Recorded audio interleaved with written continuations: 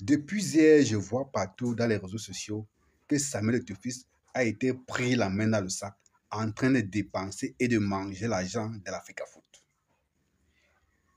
J'ai envie de savoir quelque chose. Il faudrait que ces gens-là se décident finalement à nous dire si Samuel Etofis est riche ou s'il est pauvre.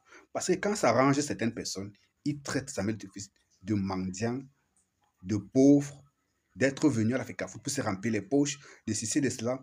Et quand ça ne les arrange pas, on le traite de gros, il est en train de manger l'argent, il a fait ci, il a fait ça. Je voudrais que vous me dites, entendez-vous, vous dites aux Camerounais si Samuel Etofis est pauvre ou s'il est riche. Parce que demain, on va entendre, c'est toujours vous qui allez dire que non, c'est lui qui paye les supporters de Lyon pour insulter Andro Nana, c'est lui qui paye les supporters de Manchester United, c'est lui qui paye tous les blogueurs du Cameroun pour laver son image. Il faudrait que je sache, il faudrait que nous sachions finalement s'il est riche ou s'il est pauvre. Ou si c'est l'argent de l'Africa Foot qui passe autant à manger. Les amis, il y a une petite vidéo qui est devenue virale sur la toile depuis hier, dans laquelle Samuel Etofis est en France avec certains Camerounais autour de lui, certains Camerounais qui sont quittés du Cameroun d'ailleurs pour aller là-bas. Je parle là de Serge Tamba, qui était là-bas également, et d'autres Camerounais qui sont en France, basés en France, qui étaient autour de lui.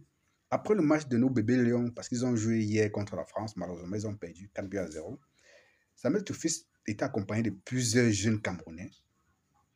Il marchait dans la rue juste après, à l'extérieur du stade. Et à un moment donné, il a demandé à ces gamins si je pouvais s'il pouvait les offrir les sandwichs. Que vous voulez manger les sandwichs? Les gamins, tout contents. Bon, il n'y avait pas que les gamins, il y avait également les adultes, quoi. Vous savez, Samuel Etofis, c'est un monument, c'est une école. Il y avait des gars également qui filmaient, comme vous êtes en train de voir sur l'image, exactement comme vous voyez là, qui filmaient, qui étaient contents de voir Samuel Etofis. Donc, il a demandé tout gentiment, tout poliment au gars que vous voulez manger les sandwichs? Les gars ont dit oui. Bon, il s'est dirigé vers les gars la boutique qui vendait les sandwichs, quoi. Mais je vois des gars depuis hier. Quand je dis les gars, vous savez de qui je parle.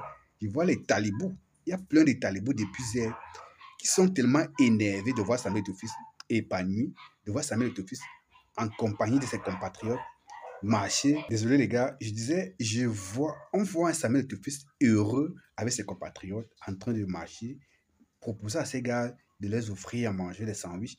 Mais il y a les talibous tellement haineux qui sont en train de dire que Samuel Etofis est en train de manger l'argent de l'Africa Foot pendant que les présidents de club souffrent, pendant que les arbitres souffrent, pendant que les joueurs souffrent. Et Samuel Etofis a bien fait de le mentionner, a bien fait de lui dire que après, ils vont dire que c'est l'argent de l'Africa Foot. Je vais vous laisser écouter cet extrait de 30 secondes. Écoutez. Vous voulez des sandwichs Les enfants, vous voulez les sandwichs? Samuel, on vous achète des sandwichs au président? des sandwichs?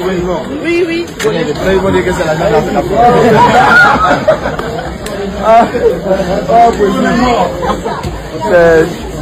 Les enfants, approchez, allez-y. Allez.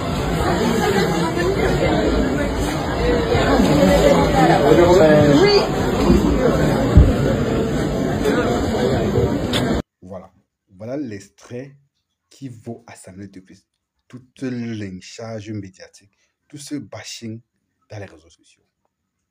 Je ne sais pas ce que Samuel Etofis a fait à certains zibous dans ce dehors. Les gars ne sont pas prêts à le laisser se reposer. Même quand il s'en va en vacances se reposer, les gars sont acharnés derrière lui. Les gars sont minces. C'est curieux. Samuel Etofis ne peut pas prendre prendre quelques jours sabbatiques là, comme on dit souvent, pour aller se reposer, pour aller regarder un match avec ses compatriotes, sans que les talibous ne commencent à se faire des illusions, à commencer à imaginer. Vous avez dit qu'il est pauvre. Vous avez dit qu'il est riche. Finalement, on ne sait même pas ce qu'il est. Soit il est pauvre, soit il est riche. D'accord. Il a pris l'argent des clubs, il allait manger. C'est ça qu'il est en train de manger en France. Bon, ok, vous allez donc faire quoi? Dites-moi ce que vous allez faire. Vous vous êtes embrouillé, vous êtes allé à la CAF, on vous a débouté.